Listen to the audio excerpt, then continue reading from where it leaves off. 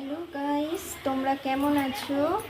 আমি আজকে একটা নতুন রেসিপি নিয়ে চলে এসেছি। দেখো, এর মধ্যে আমি কলা, কিশমিশ, সুজি, ময়দা আর একটু চালের গুঁড়ো দিয়েছি। দুধ দিয়ে আর এলাচ দিয়ে ভালো করে সুন্দর করে ব্যাটারটা বানিয়ে নিয়েছি। আর সামান্য কিছুটা বেকিং পাউডার আমি অ্যাড করেছি। এখানে আমি তেল গরম করে নিয়েছি।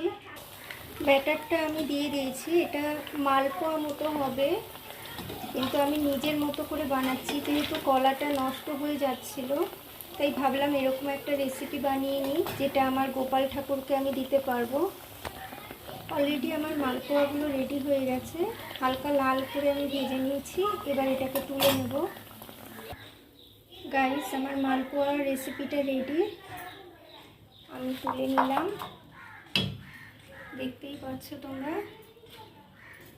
কেমন হয়েছে জানিও। Thank you for watching guys.